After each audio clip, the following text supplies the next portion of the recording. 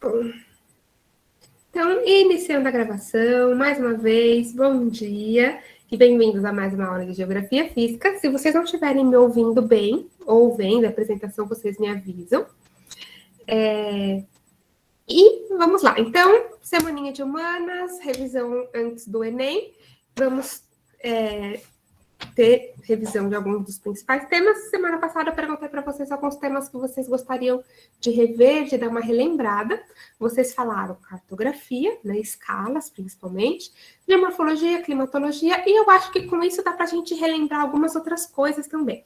Então, eu preparei a aula focada nesses 3 temas, mas a gente vai conversando e claro que a gente vai relembrar outros assuntos também, porque lembram, uma coisa sempre leva a outra na geografia física, as coisas sempre estão, de certa forma, conectadas, né? Então, vamos lá. Lembrando, qualquer dúvida, qualquer comentário, em qualquer momento da aula, sintam-se à vontade para falar, tanto no chat, vou ficar de olho no chat, quanto no áudio, se quiserem abrir o áudio para falar, não tem problema nenhum. Até gosto de ouvir a vozinha de vocês. E é isso. Se de repente falar assim, ó, tem algum exercício sobre isso, eu tento me lembrar se tem, e a gente vai tocando, beleza? Então, qualquer coisa, podem chamar. Vamos começar, então, lá relembrando cartografia. Claro que cartografia tem muita coisa para falar, mas é bom a gente relembrar algumas coisas que são mais importantes da gente saber quando a gente está falando de cartografia. E a primeira coisa são as projeções cartográficas, né? A superfície de projeção. Né? As projeções cartográficas, elas são lógicas matemáticas, digamos assim, para a gente poder demonstrar o planeta que é redondo, que é um globo, numa superfície plana. Né? A gente precisa pegar um negócio que é redondo e mostrar ele numa forma plana, transformar ele num plano, né? Pegar uma bola e transformar ela num pedaço de papel. É basicamente isso. E por que se chama projeção? Projeção é quando a gente projeta alguma coisa, e falar, mas isso não ajuda muito. Quando a gente quer demonstrar alguma coisa numa outra superfície. Por exemplo, se a gente estivesse em aula presencial, eu ia estar projetando esses slides na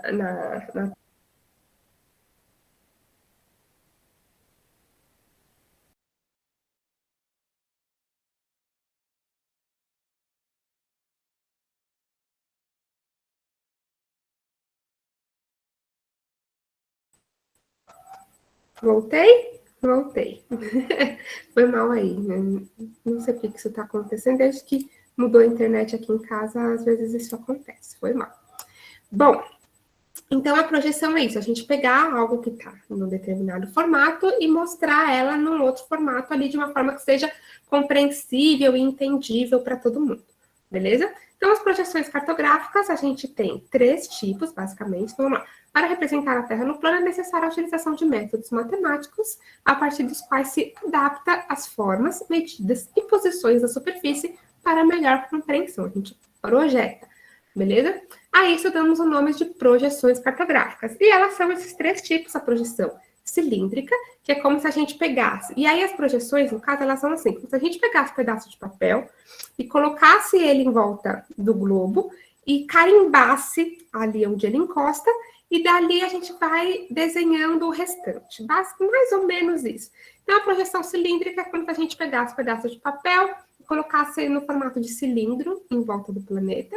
Ele vai encostar ali na linha do Equador, ou onde a gente quiser, né? A projeção cônica é quando a gente tem o papel no formato de um cone, depois a gente abre ele, né? E a projeção plana é quando a gente tem o papel plano e a gente só encosta ele, carimba. A projeção plana, inclusive, ela é boa para a gente ver mapas de um hemisfério só. Não dá para a gente ver o planeta todo. A projeção cilíndrica, a gente consegue pegar o planeta inteiro.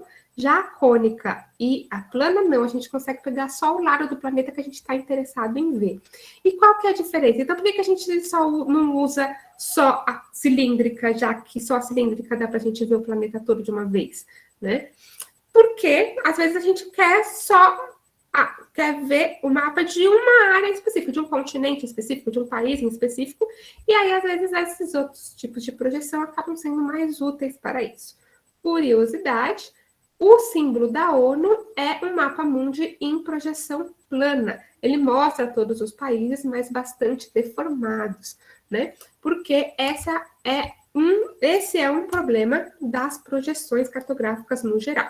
Todas elas apresentam distorções. Nenhuma delas vai mostrar todos os países, todos os continentes, todos os lugares em seus formatos reais, né? Sempre vai ter alguma distorção, né? Cada projeção, então, como eu estava dizendo, apresenta alguma distorção das formas, ou das áreas, ou das distâncias, né? E aí, na projeção cilíndrica, a gente vai ter baixa distorção aonde o cilindro encosta, na tangente. A tangente do cilindro aqui, ó, nesse caso, é na linha do Equador. Então, perto da linha do Equador, a gente vai ter baixa distorção, e essa distorção vai ficando cada vez maior conforme a gente vai chegando perto dos polos, conforme a gente vai se distanciando da tangente, beleza? Na projeção plana, a mesma coisa, a gente tem distorção baixa perto da onde o papel encosta, e essa distorção vai aumentando. E a mesma coisa na cônica, né? Onde ele encosta, a gente vai ter baixa distorção, e conforme a gente vai se afastando, né? Da onde o papel encosta no planeta, ali, digamos assim, a gente vai ter um aumento dessa distorção. Inclusive, mostrei para vocês lá o True Size. Deixa eu abrir ele aqui para... True Size. E é um site que mostra justamente essas distorções, né? Aqui.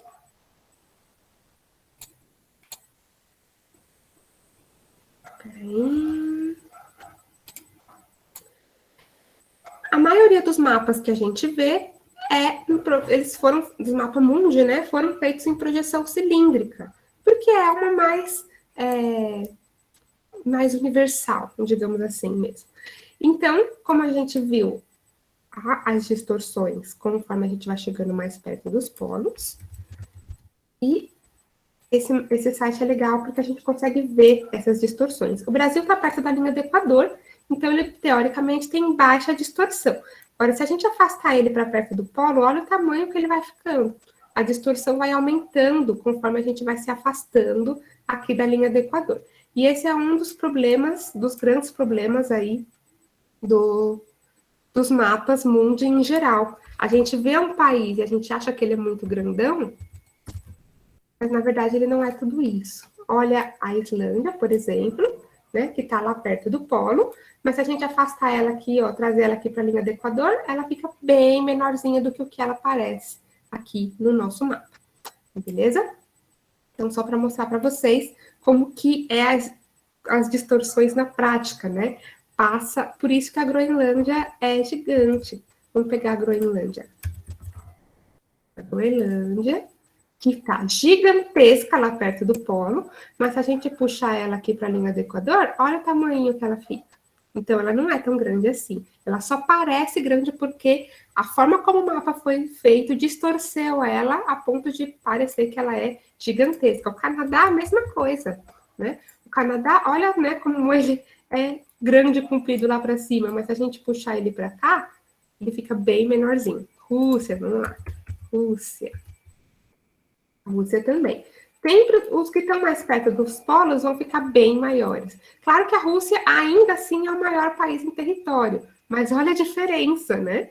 Dela lá perto do polo e dela se ela fosse aqui perto da linha do Equador. Quer dizer que o tamanho do país ia mudar? Não, na verdade, só a visualização que a gente tem dele, né?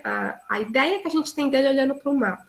Então, é isso. Inclusive, tem até um livro que se chama Como Mentir com Mapas, porque dependendo da projeção que você usa, das cores que você usa, enfim, de várias questões, você pode acabar transmitindo uma ideia totalmente errada sobre a realidade, né, de um determinado país, de um determinado lugar, ou de uma determinada situação que pode ser vista no mapa.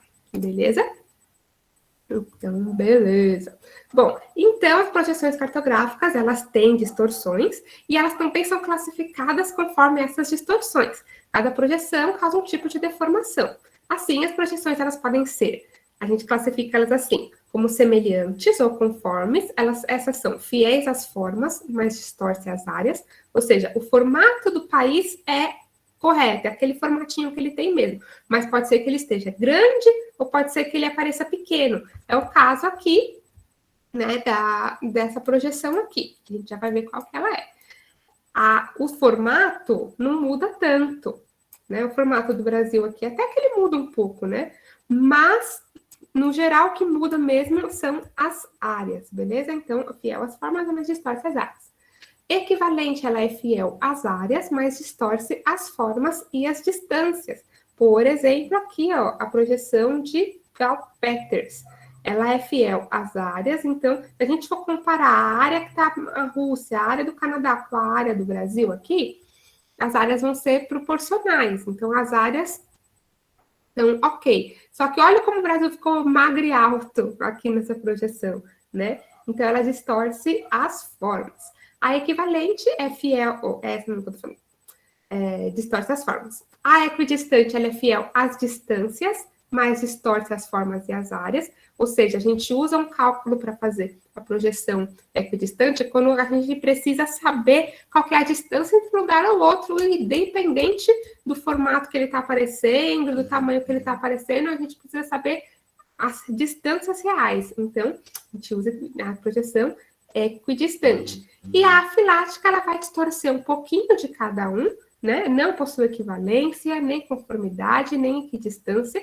Ela não é exata em nenhum critério, ela distorce todos, mas distorce um pouquinho de cada, a ponto dela ficar mais bem com todo mundo. Tipo assim, eu não estou desprezando ninguém, eu estou trazendo todo mundo, eu não consigo trazer todo mundo de forma perfeita, mas eu consigo, pelo menos, trazer um pouquinho de cada um para ninguém ficar sem espaço aqui nesse mapa. Então, a afilática, eu até costumo brincar que ela é tipo o libriano das projeções, porque ela quer ficar bem com todo mundo e tem espaço para todo mundo ali. Distorce um pouquinho cada um, mas tá todo mundo ali. Tem um pouquinho de equidistância, tem um pouquinho de conformidade, tem um pouquinho de equivalência. Beleza? E aí, as principais projeções cartográficas que a gente, né, pode se inspirar aí, claro que existem dezenas, mas as principais que sempre aparecem são a projeção de Mercator, que ela é de 1569, foi criada lá na Europa por Mercator, foi criada pensando nas grandes navegações, então, criada para navegação, por isso ela é fiel aos ângulos e formas, mas não necessariamente as áreas. Ou seja, a gente precisava saber quando que eu vou encostar na costa do Brasil, quando que eu vou encostar na costa do Congo, sei lá. Então, eu preciso saber os formatos. Os formatos estão ok, né? Mas não necessariamente os tamanhos. Beleza? Ela é eurocêntrica. O que isso significa?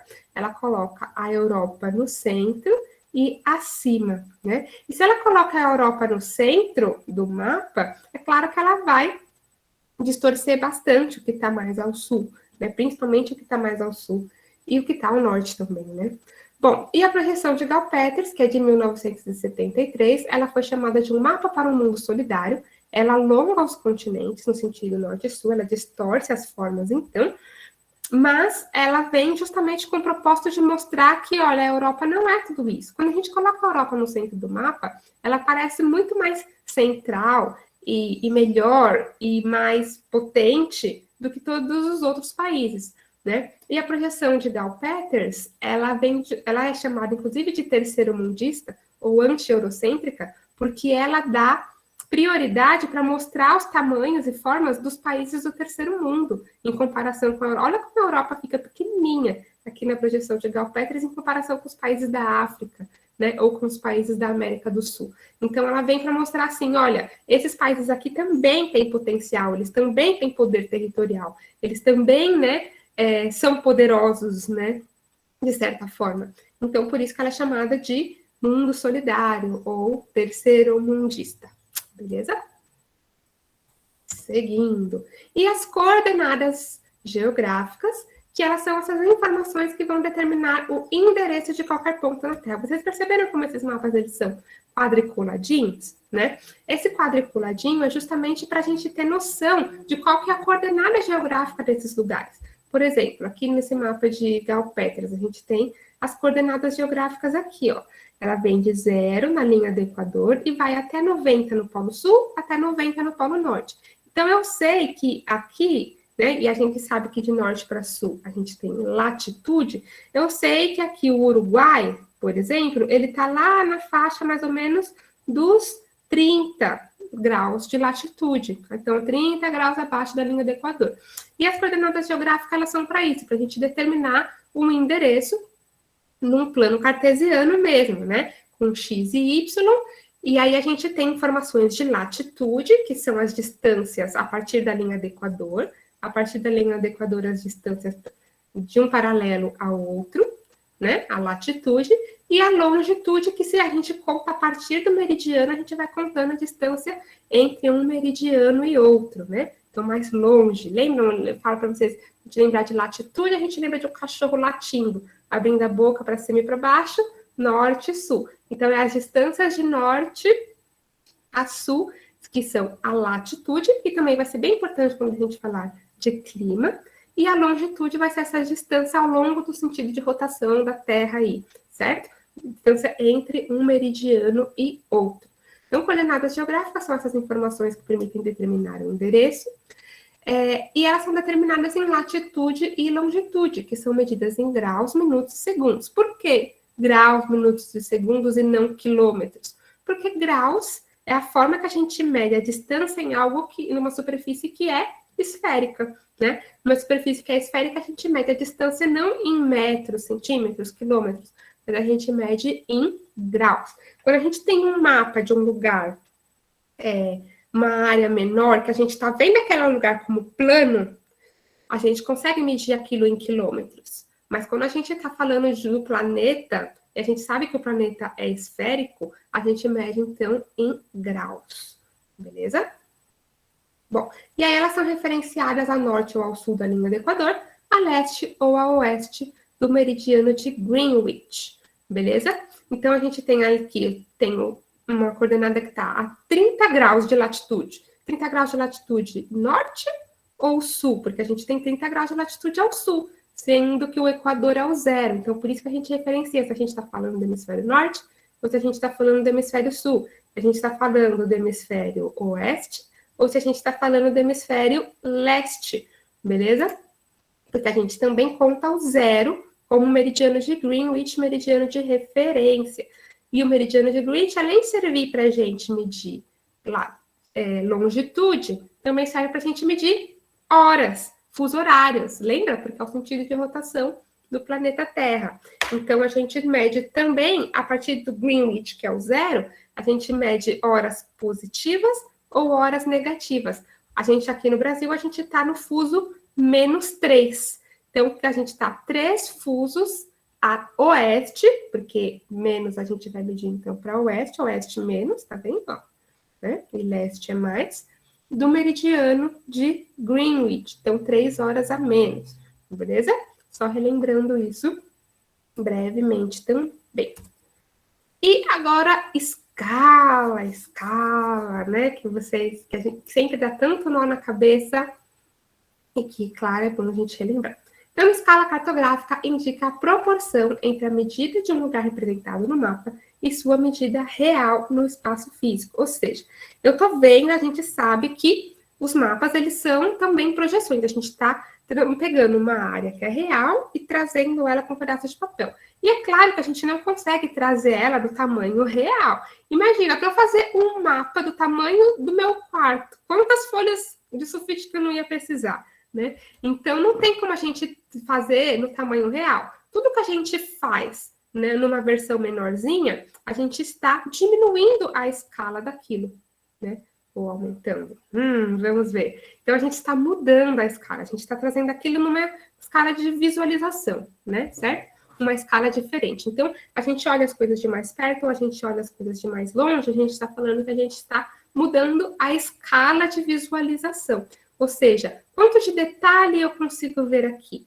E para a gente saber do que a gente está falando, por exemplo, eu pego um mapa de um lugar que eu nunca vi e eu não faço ideia se esse lugar tem o tamanho da cidade de São Paulo ou se ele tem o tamanho, sei lá, eu ia falar de Pindamonhangaba, mas Pindamonhangaba não é tão pequeno assim. Se ele tem o tamanho da cidade de São Paulo, ou se eu estou falando só do tamanho do Vale do Anhangabaú, por exemplo. Então, só de olhar o mapa, não tenho como saber, a não ser que o mapa traga informação de escala.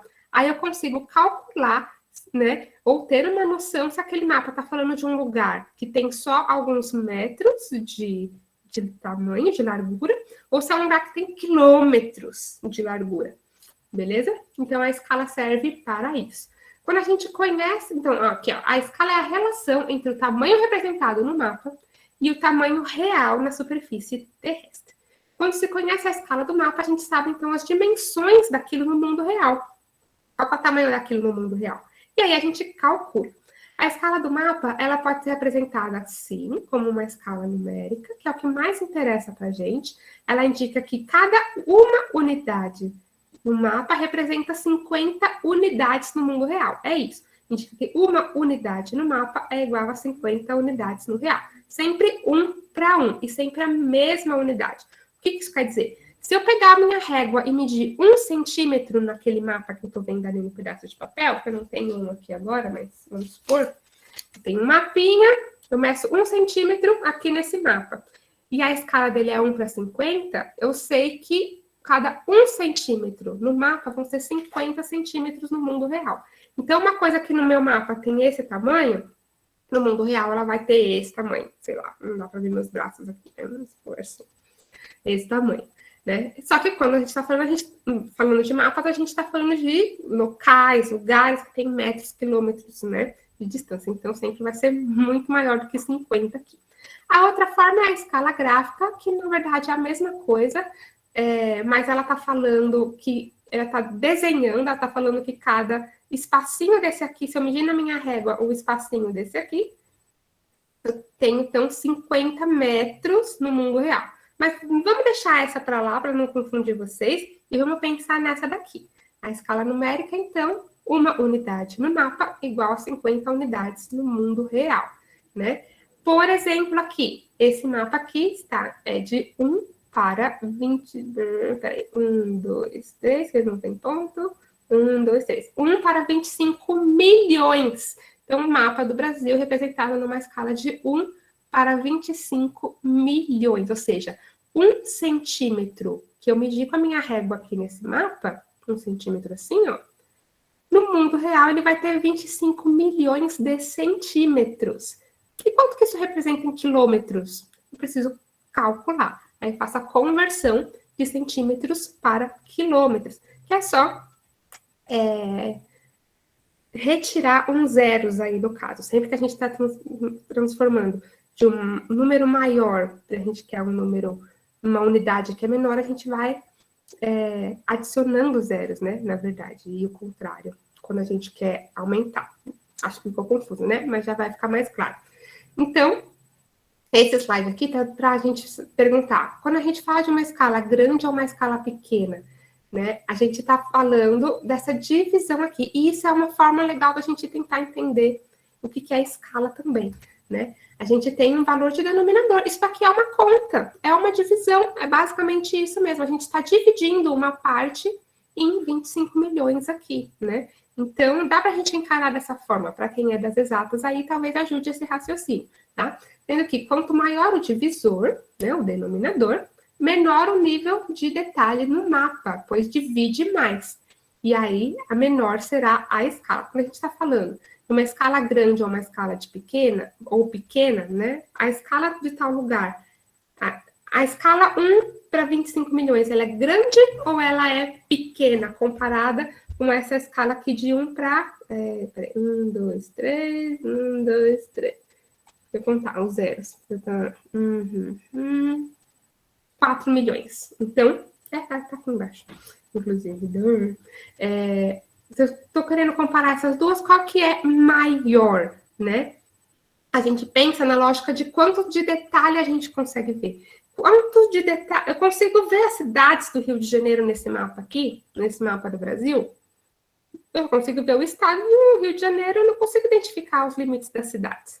Mas nesse mapa aqui do estado do Rio de Janeiro, eu consigo ver o contorno das cidades. Então, eu consigo ver mais detalhes, mais detalhadamente, o estado do Rio de Janeiro do que nesse outro mapa aqui. Se ela é uma escala de mais detalhes, a gente tem, então, uma escala maior. Exatamente, a escala do Rio de Janeiro é maior nesse exemplo aqui, porque eu consigo ver mais detalhes, então ela é uma escala maior. Eu divido menos esse número aqui. Se eu dividir 1 para 25 milhões ou 1 para 4 mil, né? Claro que eu vou ter pedaços maiores se eu dividir para 4 milhões aqui no caso, do que para 25 milhões. Então, a lógica é mais ou menos essa. Mas isso é para a gente comparar maior e menor, beleza? Agora, voltando, para a gente entender a escala do mapa, né? Para conhecer as medidas do que o mapa apresenta a partir da escala, a gente tem que medir e calcular. Então, né, a gente mede, mas geralmente as questões não vão pedir para a gente medir, ela já vai dar a informação, né? Primeiro medimos com uma régua a distância, não vai acontecer isso na prova, vocês vão precisar medir com régua, e multiplicamos essa distância em centímetros pelo divisor da escala. Em seguida, convertemos o resultado para quilômetros ou metros. É uma regra de 3 básica, ou vocês podem usar essa fórmula aqui, se vocês quiserem anotar. Tem 2 fórmulas aqui, uma fórmula para a gente determinar a distância real, né? A gente sabe a escala do mapa, a gente sabe quantos centímetros tem de um ponto a outro naquele mapa. Agora eu quero saber quanto que é isso no mundo real. É essa fórmula aqui. E é quando eu quero determinar a escala do mapa. Eu sei que a distância entre São Paulo e Rio de Janeiro é X. E aí eu tô vendo um mapa, e nesse meu mapa, a distância entre entre os dois é de 8 centímetros. Então, qual que é a escala desse mapa? Pode ser que a questão pergunte desta forma também. Beleza? Deixa eu ver aqui.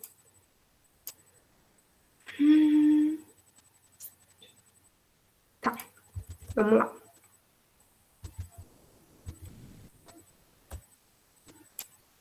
E aí, depois a gente tem que converter, porque a gente vai ter a resposta na mesma unidade de medida que a gente tá vendo no mapa, que geralmente é em centímetros, certo? E a gente vai ter que converter centímetros para metros ou para quilômetros, dependendo do que a questão está perguntando. Então, a gente vai. O bom é vocês lembrarem dessa ordem aqui, quilômetros, hectômetros, decâmetros, metros, decímetros, centímetros e milímetros. São 6 unidades de medida, né? 1, 2, 3, 4, 5, 6, 7, desculpa. 7 unidades de medida, e a gente tem que converter de uma para outra. A gente pode ir de uma para outra multiplicando por 10 ou dividindo por 10. É matemática básica mesmo. Vou mostrar para vocês aqui uma questão. Estava lá no Classroom de vocês, né? Só para exemplificar, tá? Como é que se responde isso. Então, por exemplo, essa questão aqui pergunta: num mapa político de escala 1 para 1 milhão, foram realizadas 3 medições, a saber, entre o ponto A e B, encontrou-se uma distância de 7,3 centímetros no mapa.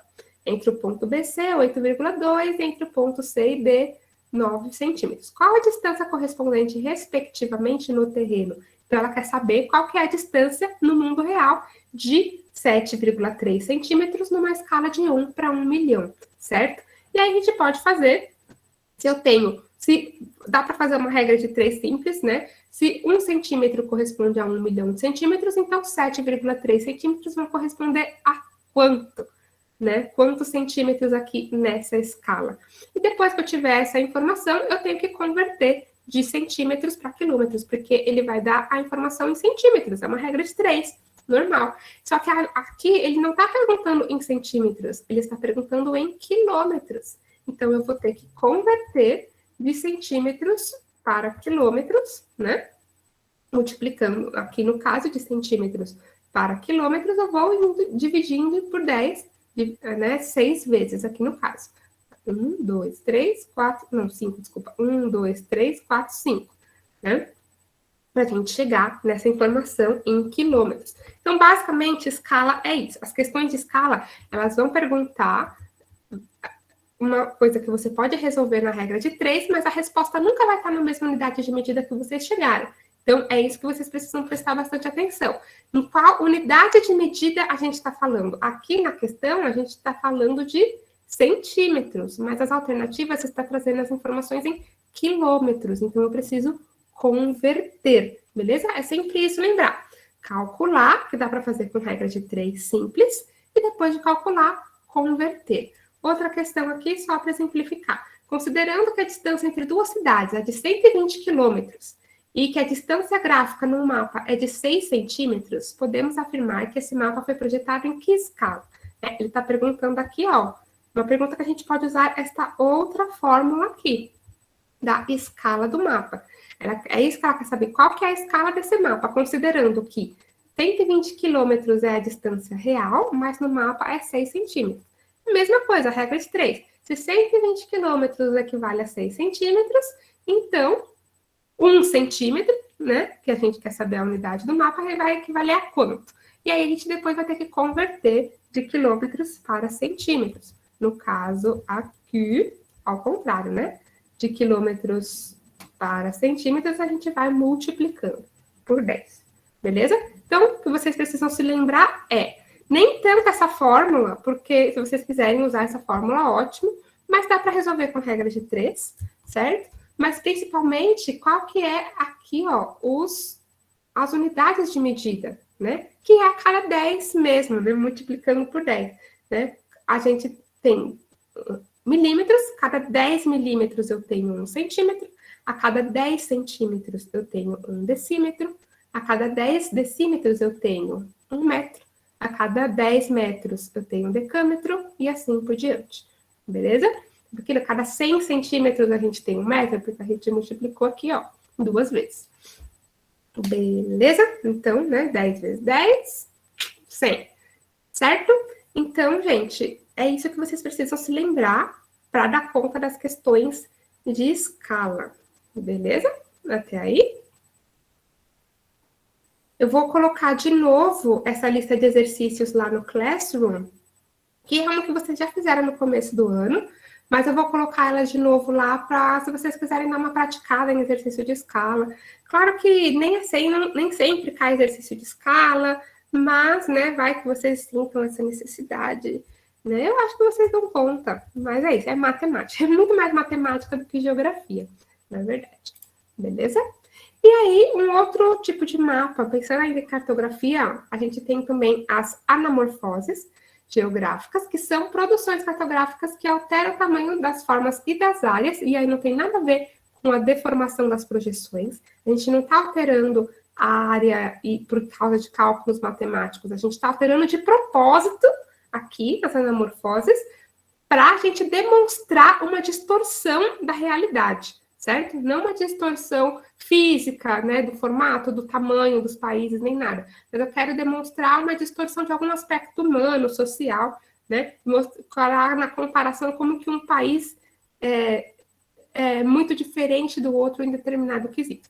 Então, as anamorfoses, elas também deformam os mapas, mas elas deformam de propósito, tá? Não tem nada a ver com projeção cartográfica. Estou falando isso porque já caiu questão sobre anamorfose e, né, às vezes a gente olha para a questão e pensa, não, beleza, qual que é? Essa é uma deformação normal de uma projeção cartográfica. Mas não, quando a gente está falando de anamorfose, a gente está falando de uma deformação que o autor do mapa fez de propósito para demonstrar uma diferença, certo? Por exemplo, essa anamorfose aqui é da população mundial. A gente tem um mapa mundi normal, na projeção de mercado porque ele já está, né, distorcido, mas a gente distorce ainda mais para mostrar que a Índia e a China têm populações muito grandes comparadas com a população de outros países, certo?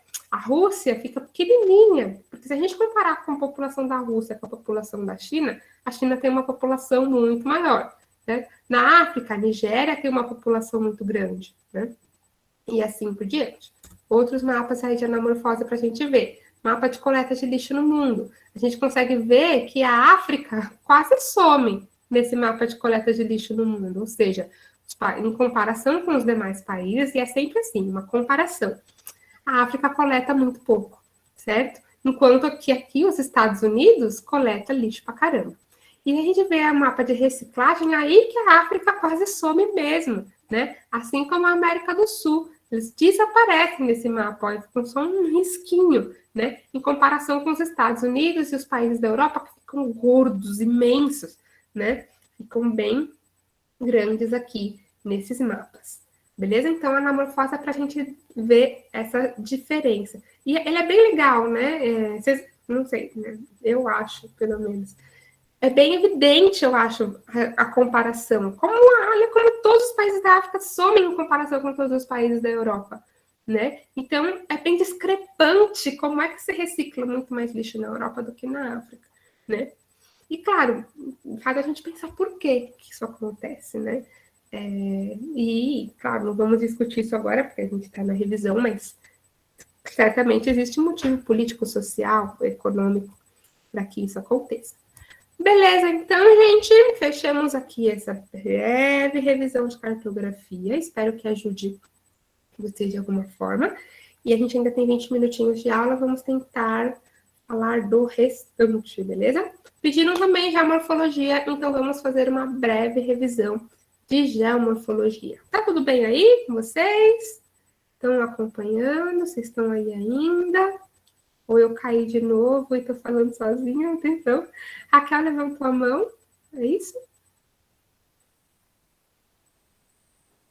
Vai falar alguma coisa? Não? Então tá bom. Ah, beleza. Então tá bom, gente. Então vamos seguindo. Geomorfologia, relevo e paisagem. Então, o que é a geomorfologia mesmo? É o estudo das formas da Terra. Geomorfologia, as formas da Terra, o estudo delas. Beleza? Então, vamos lá.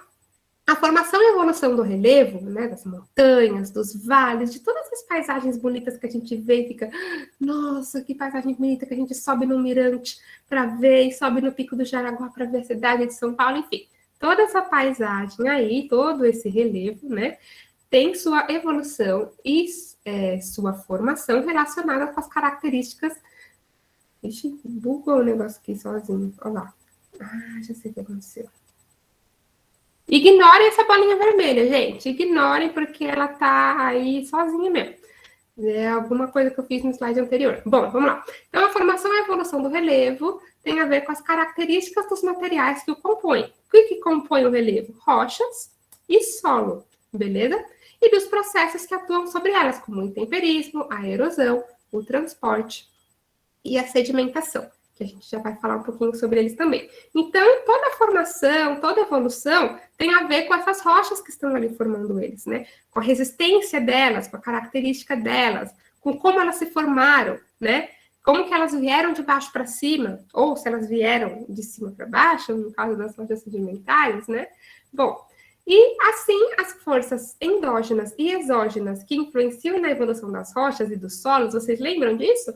A gente tem forças que atuam de dentro para fora do planeta, que a gente vai chamar de forças endógenas, e forças que atuam de fora para dentro. As de dentro para fora, elas estão relacionadas à geologia, então elas vão ser formadoras de rochas, como das rochas ígneas, né, que é o magma solidificado, tá vendo? Tá passando. O magma solidificado, a gente vai chamar de rochas ígneas. Quando ele sofre grandes pressões e temperaturas, a gente tem as rochas metamórficas. E quando elas estão expostas lá na superfície e elas vão sendo desgastadas pelo tempo, pela chuva, pelo sol, ou seja, por tudo isso que vem de fora do planeta, né, de fora da crosta, que são as forças exógenas, ela vai sendo desgastada, aquele monte de poeirinha de rocha vai acumulando em outro lugar e dando origem a um terceiro tipo de rocha, que são as rochas sedimentares. Então, os três tipos de rochas aí: ígneas, metamórficas e sedimentares, beleza? As ígneas e as metamórficas, elas se formam principalmente pelas forças de dentro do planeta. E as rochas sedimentares, elas precisam de um pouquinho das forças externas. Então, as mesmas forças externas e internas que provocam aí a formação e evolução dessas rochas, ela também vai provocar a formação e evolução do relevo, considerando que o relevo é formado basicamente por rocha e também por solo. E também essas forças também têm a ver com a formação de solo, né? Que o solo se forma também de fragmentos de rocha junto com matéria orgânica, enfim. Então a gente tem aí tudo isso fazendo com que a gente tenha essas formas de relevo lindas e maravilhosas aí para a gente tirar foto, ver programas de natureza na televisão, enfim. Beleza? Então, elas vão influenciar na estruturação, na formação, na esculturação e na evolução do relevo. Beleza? Então, a gente tem aí... Eu acho que eu pulei. Peraí. Rapidinho, gente. Ah, tá certo. Beleza. Então, aí, se a gente for pensar nas forças endógenas, elas têm tudo a ver com essas forças internas, né? Com o que tem a ver com a geologia e, principalmente, com os movimentos das placas tectônicas. Lembram das placas tectônicas? A gente viu lá em geologia. A crosta da Terra, ali, a superfície do planeta Terra, ela é toda dividida em placas tectônicas que estão flutuando ali em cima do magma, digamos assim, e elas se encostam, elas se separam, elas rangem uma com a outra, e esse movimento delas de se encostar, de se separar, ela vai também ter influência na formação do relevo. Então, as forças endógenas, elas têm tudo a ver com as placas tectônicas. Se não existissem placas tectônicas, a gente não teria essas forças endógenas causando a formação de relevo. Provavelmente, o nosso mundo seria muito diferente. Eu não consigo nem imaginar como é que seria a paisagem do nosso mundo se a gente não tivesse placas tectônicas. Provavelmente ia ser um retão sem fim.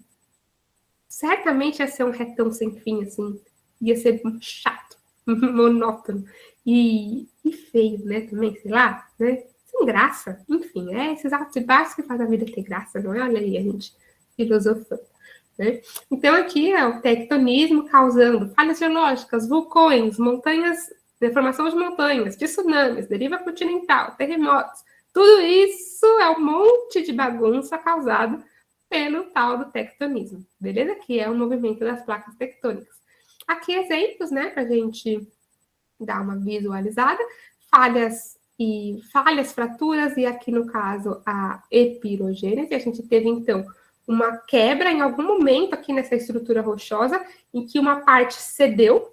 Então, aqui em cima, provavelmente, a gente vai ter uma parte mais alta, uma parte mais baixa e uma parte mais alta, certo? Então, às vezes, quando a gente tem uma elevação, um morro, assim, uma baixada, pode ser que seja pirogênese. Em algum momento da história, aquela rocha ali cedeu, e aí a gente teve uma diferença, uma falha, certo?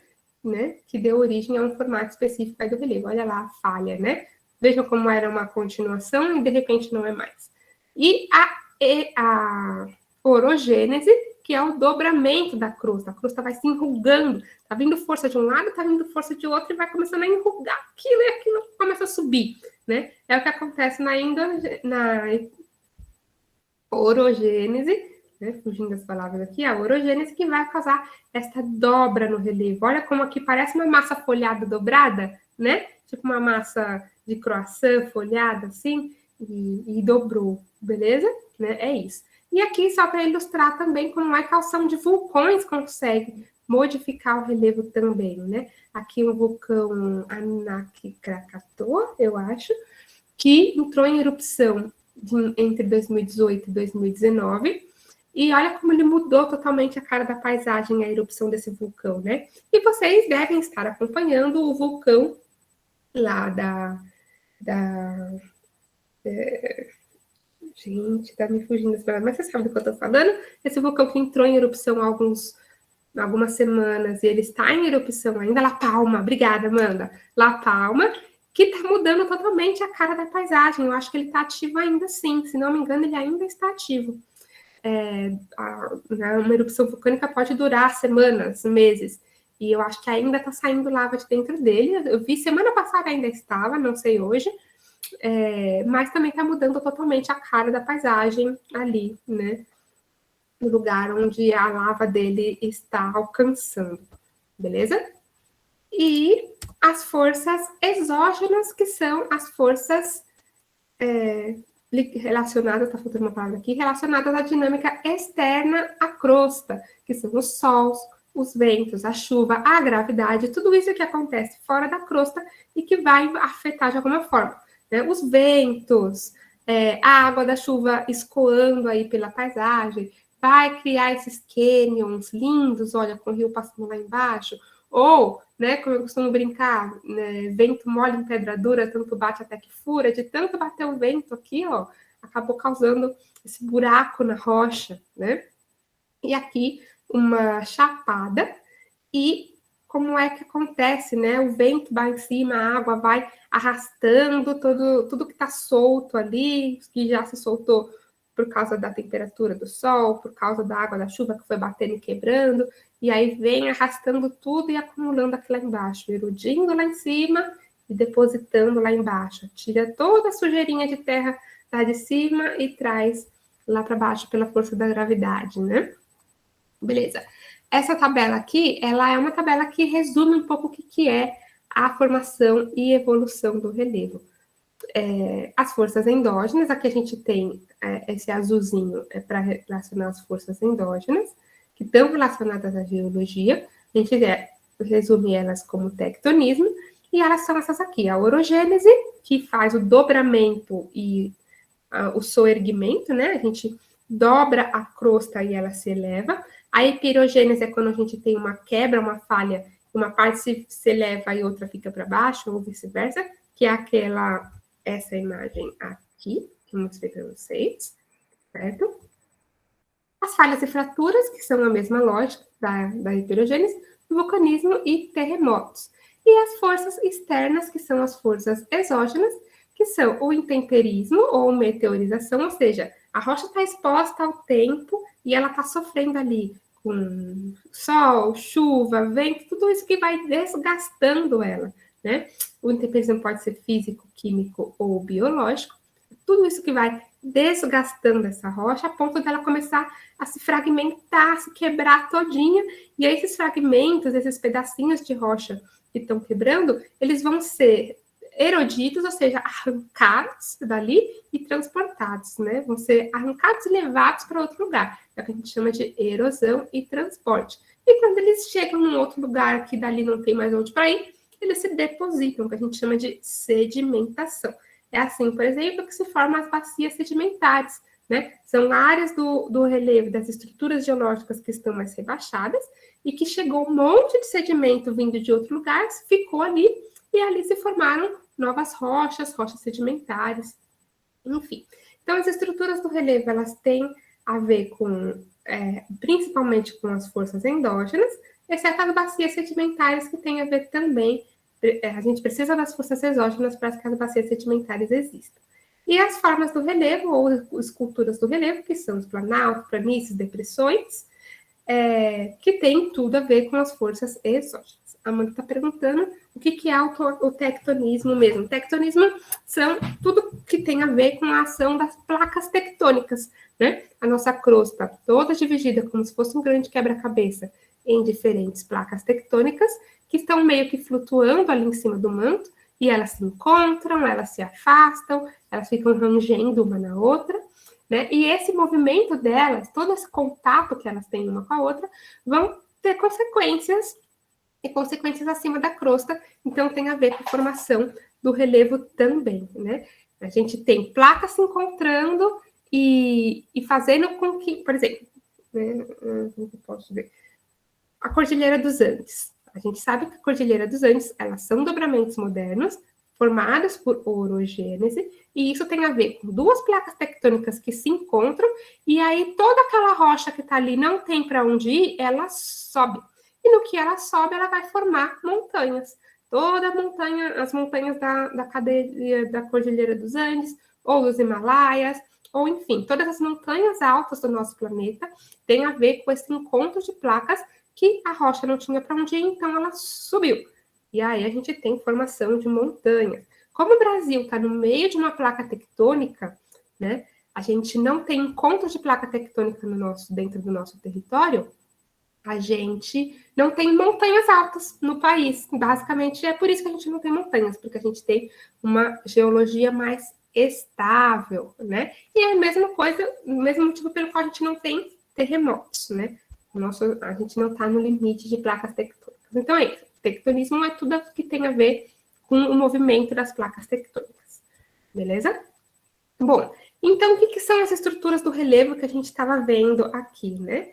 As forças internas, o tectonismo, tem a ver principalmente aí com as estruturas do relevo. E o que é a estrutura do relevo? É basicamente essa base do relevo mesmo, né?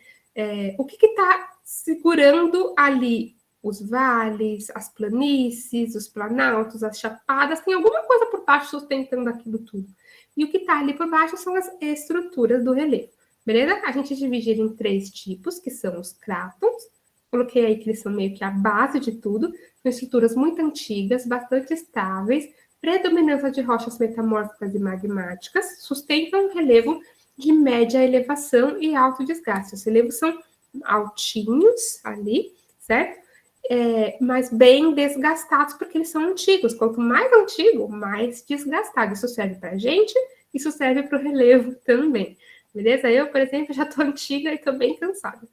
Bom, cinturões orogênicos são os dobramentos modernos. A gente chama de modernos porque, em termos de história do planeta Terra, eles são modernos, eles são recentes, eles são jovens. Eles têm menos de 100 milhões de anos, né? Pensando que o planeta tem 6 bilhões, 100 milhões é pouquinho tempo, né? Então, os dobramentos modernos, eles são jovens no planeta, apesar deles estarem aí muito antes da gente existir.